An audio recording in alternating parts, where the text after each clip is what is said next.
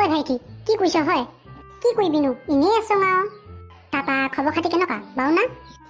বাৰুৱে দেই তোৰনো মোৰনো কেনেকুৱা হ'ব আছো আৰু নমুই জীয়াই কেনে কিবা সেনেকুৱাকে কৈছ ক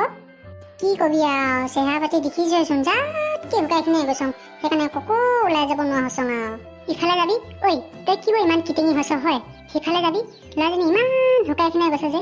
একো নেখাওঁ না কি হয় এনেকুৱাকে একেখিনি প্ৰশ্নকে কৰিবি মেথাটো গৰম কৰি দি হে ক মোৰ একেই হৈছে ক কাহানি কি যে শকত হম একো ভাবি নাই পোৱা দেই কেটেঙা হৈছোং আমি সমস্যা হৈছে লোক কিনো কাছা আকৌ হে ক একো নোখোৱাকে জানো কোনোবাই জীয়াই থাকিব পাৰি না একো নোখোৱা হ'লেনো মই ইমান দিনে মই নাথাকোঁ না অৰ্থ নাইকিয়া প্ৰশ্ন কিছুমান কৰি থাকি দেই মানুহখনে কি কৰিবি আৰু সিহঁতি নিজে হাতীটো গোটে জলহস্তিটো গোটে শকত যে সেইকাৰণে আমি বেছিকে কেটেঙা দেখি পাই হপায় একদম বাৰু কথা কৈছ তই কেতিয়াবা টিঙিচকে খংটো উঠি যায় কিটেঙি বুলি থাকিলে হেভুন বাদ দে আৰু কোৱা শুনক কৈ থাকব দে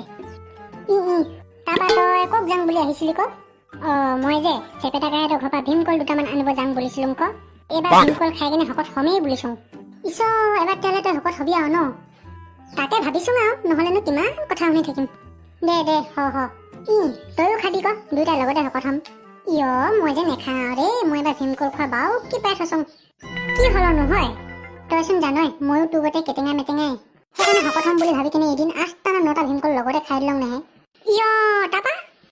কি আৰু শকত হোৱাটো দূৰেই কথা হাগুং দেহে কষ্ট পালং কষ্ট মানে সৰু সুৰা কষ্ট নহয় নেহে একেবাৰে সাংঘাতিক কষ্ট আৰু কেনেকুৱা কষ্ট হলনো ভীমকল খাই কেনে যিহে গু টান হল